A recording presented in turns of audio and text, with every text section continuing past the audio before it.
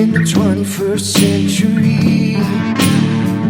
Hard-working people working hard for you and me. Moving higher, time and time again.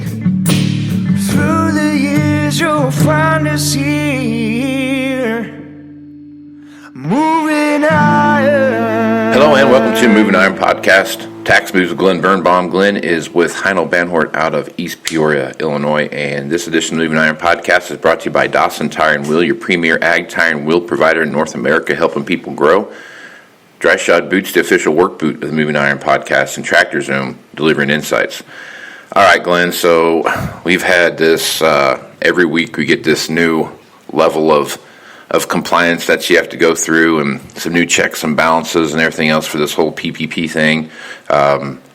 The American business population rushed out to get these loans under a very vague set of rules, and now the rules are coming out, and sounds like to me there could be some people that get in significant trouble with what they're doing if they're not dotting their I's and crossing their T's properly. So I guess, Glenn, talk about these new guidelines that have come out and some clarifications on a few things, and where we stand with the whole PPP loan as of today.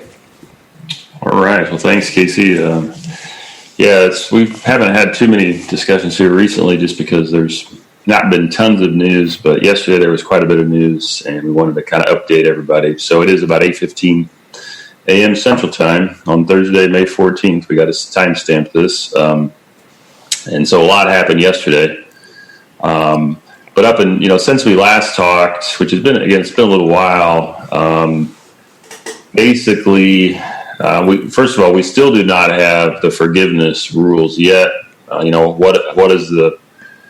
What are the rules surrounding how I can spend the money in 8 weeks? We have general, what's in the statute, but we were supposed to get these rules about 2-3 weeks ago now, so we're still waiting on those. We do hopefully expect to get those the next couple of days. So that was the main reason we really hadn't talked, is because there really wasn't any new news on the forgiveness. Well, what did come up in the last few weeks is a lot of news and question and angst about, am I eligible in the first place? Did I make a good faith certification as to, the need for this loan? And, everybody that I know, read the application. There was a certification on there about, needing the loan to support operations, and, you can look at the language, but what they started doing was dropping some hints that they maybe people misapplied or misunderstood the rules, or maybe they're tweaking the rules behind the scenes. We're not really sure, partially because of the public companies or even the private companies. The Lakers, as an example, had applied for it. So, the first question that came out was FAQ number 31, which, according to my notes here, was on April 23rd. And that specifically said, do large companies, basically large public companies with adequate sources of liquidity qualify? And basically it said no. If you have the ability to get financing, it's not significantly detrimental to your business. And so that, they're putting in this new lingo.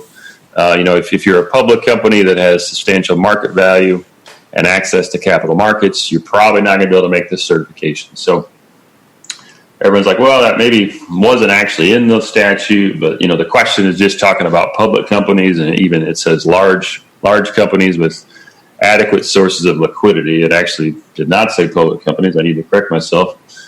But, what's the definition of large? But in the answer, it talked about public companies. But then it also said in the answer that all borrowers must assess the need for this. So a lot of confusion on April 23rd. Took almost a whole nother week till question 37 comes out, April 28th. And very simple question. It said, do businesses owned by private companies with adequate sources of liquidity necessary to support the operations qualify for a PPP loan? And the answer was C, response to FAQ number 31. So now we're talking about large private companies, anyone that maybe thought, well, they're just talking about public companies. It's like, well, no, now the rules have changed, and do I have adequate sources of liquidity? So again, that was April 28th. So these were only FAQs, frequently asked questions. No actual like regulation or proposed regulation was issued. So I was like, well, I don't know, is this just informal guidance? So finally they got around to saying, well, we're going to issue some guidance on this to more specifically say, what's adequate sources of liquidity and what do we mean by detrimental to your business. So they're just saying, we're going to send this out, but hey, you're going to have until May 7th to pay back this loan. So even if you misunderstood it or misapplied it, or, we're not going to, slap you on the wrist or anything, just pay it back by May 7th, we'll be okay. And so, everyone's thinking, well, clearly they'll have guidance on what liquidity means and all that stuff before May 7th, right? Because how are you going to know whether you misapplied or misunderstood if the rule's not even out yet? So I think it was the morning of May 7th, which was last week, they came out and said, we'll give you till May 14th. So it'll give you another week. And so that pretty much takes us to what happened yesterday. So again, all this is about, am I eligible in the first place? And, it caused a lot of heartache for businesses that, really felt like they understood the rules as best they could. They read the certification, and now, these frequently asked questions are kind of stirring the pot, basically. So that's your summary up till today. So all of this, I understand the government rushing out to put this stuff out there and making sure that people got qualified. And worst case scenario, if someone did take some money, they have it's like 6 months of free interest and then 18 months of interest at 1% or whatever it is. Yeah. So basically it's a 2-year note that they got their payback at super low interest rate. So, it's not that big of a, it's a big deal, but it's not an overly big deal. It's not going to have an overwhelmingly huge effect on what happens to your business. Now, the flip side of that is why they keep changing the rules as they keep putting these things out. Yeah. They maybe not change the rules, but add a little caveat here or a little more definition to this, or define something over here. So like you were talking about earlier, what defines large? Nobody knows that yet. What defines liquid? Like your ability to obtain outside funding? Other than this, they don't define any of that. They don't define what your equity position, what your various equity ratios look like, and all those kind of things. Now they're starting to ask for all that after they've given this money back, and the 8-week period is up in 2 or 3 weeks, right? A lot of businesses might be in week 5. Some businesses are only in week 4. Maybe there's a handful that are in week 6. But yeah, it's we're definitely halfway over. And so, just to be clear, I haven't even talked about what happened yesterday. Okay. Let's get that. But just to piggyback on what you said, Casey, there were several businesses that I talked to that said, well, if I know I'm not going to get the loan forgiven, I had been, this is a few weeks ago when this first started, I guess, they didn't want to wait to find that out, right? Middle of July. If they know it's going to not be forgiven, then I'm going to take action right now, pay the loan back, and then lay off people. Right. That was a very common discussion. So, yes, 1% interest isn't bad, but it kind of was a tough decision, because people are like, well, I'm going to keep these people on because I got this loan. Right. If you're telling me I may have to pay it back, or there's risk of me maybe not getting it forgiven, then I'm going to have to make a tough decision, 2 weeks ago. So anyway, it was difficult. So what happened yesterday? Let me see just yesterday. So yesterday morning, the other thing I didn't mention was they also said that if you have a loan over $2 million, you will get audited by the SBA. Mm-hmm. Not by the IRS. You could probably get audited by the IRS as well, but the SBA will specifically look at your loan and kind of make sure you certified properly, that you really needed this loan. So if you're like, okay, that's good to know. And then they said, we'll sample those under $2 million as well. Okay, so that was probably again a couple weeks ago, maybe that guidance came out. So okay, now yesterday morning they say, okay, if your loan is under $2 million, because it was only 1 day until you had to pay back the loan, May 13th versus today, May 14th. They said, hey, if your loan's under $2 million, you're automatically going to be you're automatically going to be okay. And so, just get my notes here. That was FAQ 46. So if you're greater than 2 million, you still have to worry about, this guidance. But apparently, again, this is just a frequently asked question. They say they're going to provide a regulation shortly. So, you have to take all this with a grain of salt. They say if you're under 2 million, you're automatically going to be okay. You don't have to worry about this bad faith certification. Okay. So big deal, right? Because the vast majority of the loans are under that. I think there might be, 35,000, maybe closer to 35,000 loans that are over 2 million last time I checked, which is a lot, obviously, but there's a lot more under that. And then they said also, if the SBA at the end of the 8 weeks, I guess maybe you're a big company, you got an over $2 million loan. If at the end of the 8 weeks, the SBA says, you know what, you weren't eligible, we're going to have you pay this loan back. There was no penalties, or they said they weren't going to, slap the wrist or anything, basically no enforcement actions from the SBA on this. So it was a huge relief yesterday morning that they've really, backed off on this. Again, under 2 million, you don't have to really worry about the rules that may have changed, which, if you think about that, that's kind of intriguing. Then it leaves the door open for anybody that wanted to, manipulate the system, right, I guess. But maybe their thought process is, well, it's so late in the game now, no one else will be getting the loan. But anyway, very favorable. And I think part of this, Casey, was, we haven't mentioned this yet, there's still over $100 billion left in round two.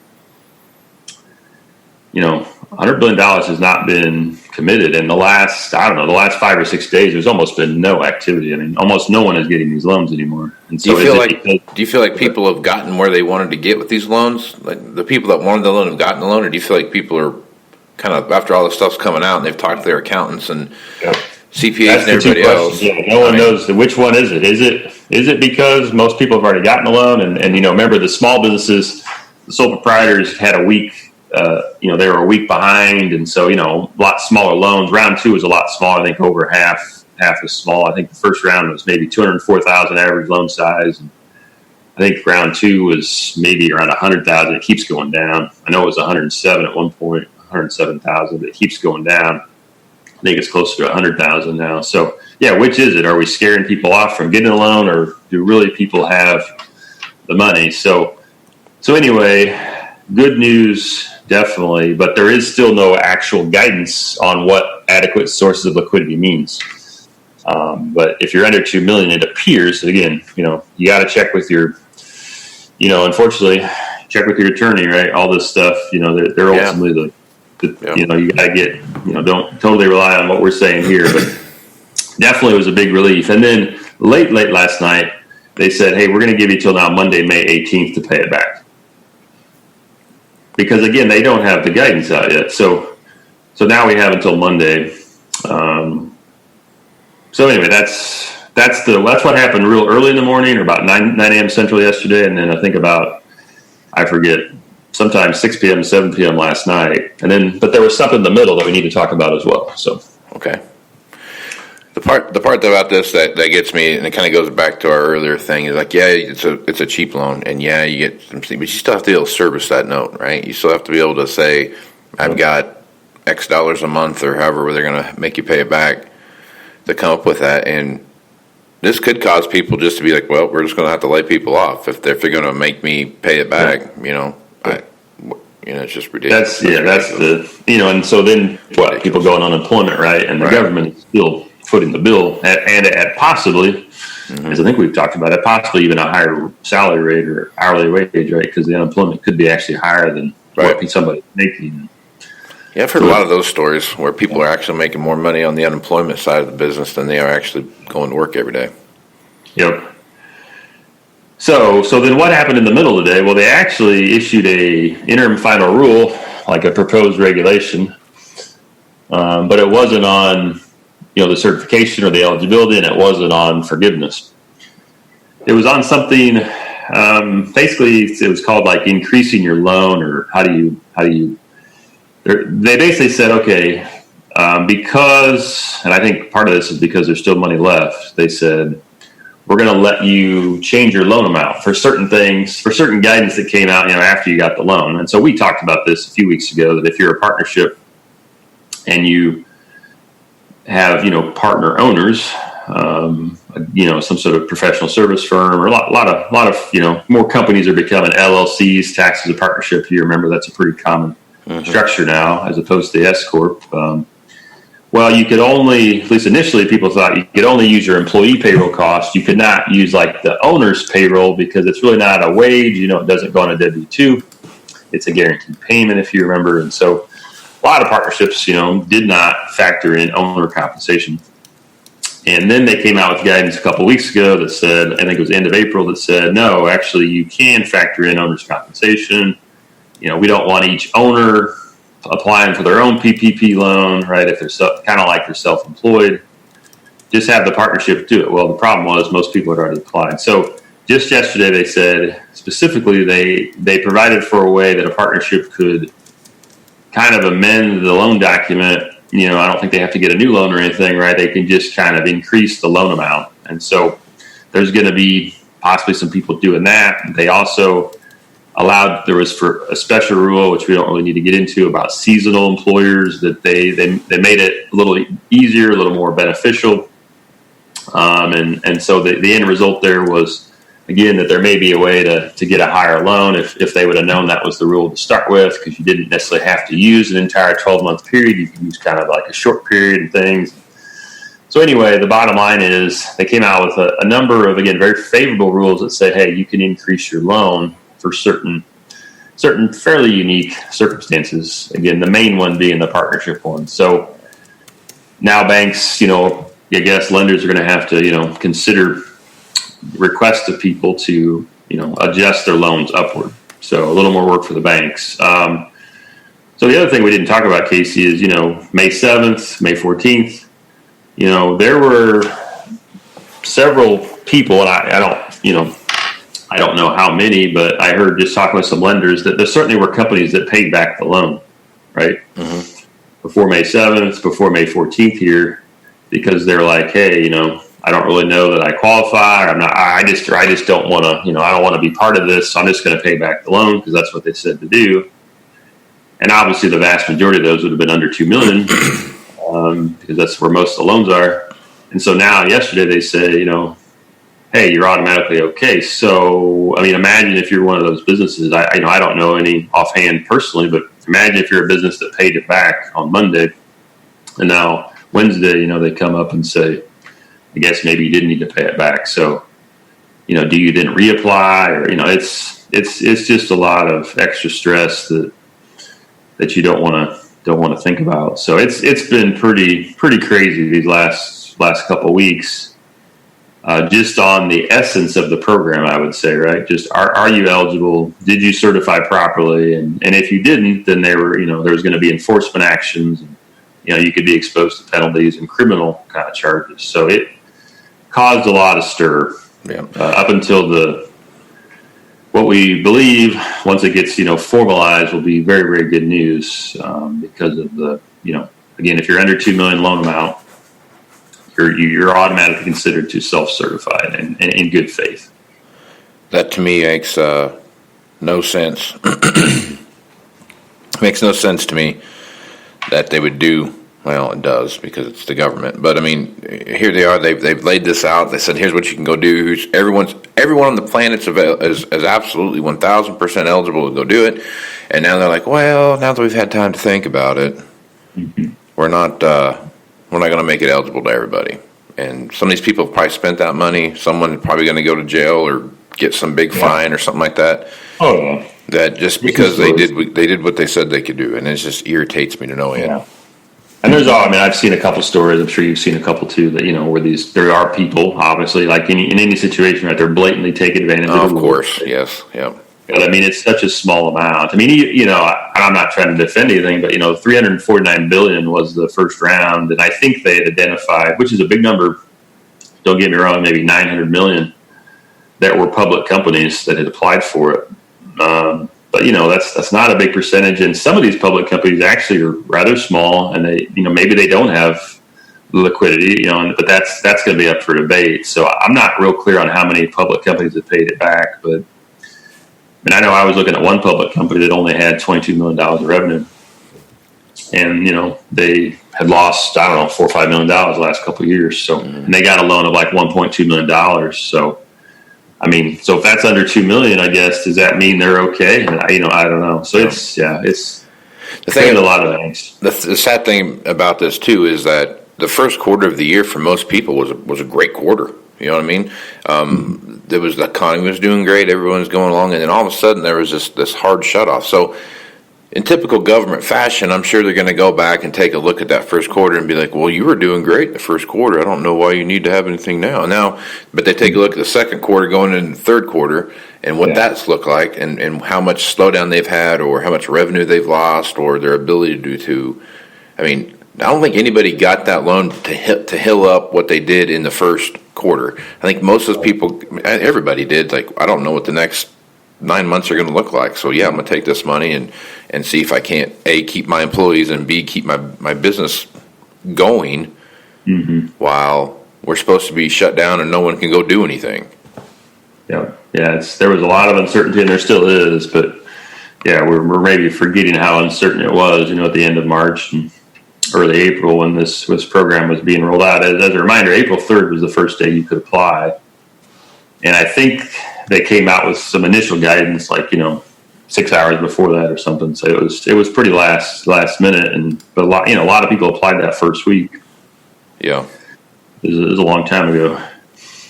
So ridiculous. I get taking care of the people that are committing fraud, and I get doing those things, but and yes, you should be able to prove what you used the money for and why you needed the money. That's absolutely. You go get a loan from the bank, you got to do all that stuff, right? Yeah. But to some extent, also when you'll get a loan from a bank, they clearly tell you this is the rules you got to play by, and we're not going to change those rules on you, right? But the government said here's the rules that you're going to play by, and then. By the way, now we're going to change the rules again, and by the way, now we're going to do it again, and by the way, we're going to do it again. And just so that we're not quite done yet, there's still some more changes to come, and it's just, it just frustrates me when they do that, because they rush out, some politicians rushing it out there so they can get reelected, and it just bothers me.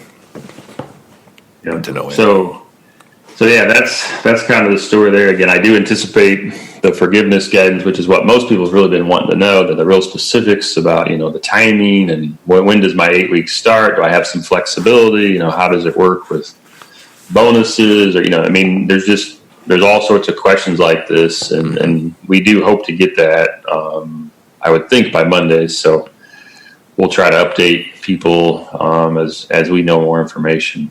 Right on. Well, Glenn, good stuff. Anything else that we need to talk about before we close it down?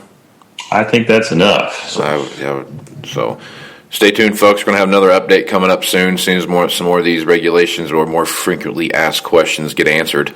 Glen Birnbaum will be here to answer all your questions and make you feel good on the inside about the Paycheck Protection Program. So, Glenn, if folks want to reach out to you, get more information other than what we've talked about here, what's the best way to do that? Yeah, it's best to call our office at Heinel Bainward. It'll just, if you ask for me, it'll ring to my cell phone. But our office number is 309-694-4251. And then you can always look me up on Twitter at Glen Birnbaum is my handle. Right on. And I'm Casey Seymour with Moving Iron Podcast. Check me out on Facebook, Twitter, and Instagram for all my latest podcast posts and blog posts as well. Check out movingironllc.com for the latest on the Moving Iron Summit. That's coming up in Nashville, Tennessee, September 1 through 3. Also check out the blog post there as well, and the podcast can be found there as well. Also check out the Global Ag Network and all the great podcasters out there. The guys over at Dryland Farmer Podcast and I did a podcast here the other day, so I'm sure you'll see one dropping here pretty soon. And until next time, I am Casey Seymour with Glen Birnbaum. Let's go move some iron, folks. Out. Moving iron in the 21st century. Hard-working people working hard for you and me.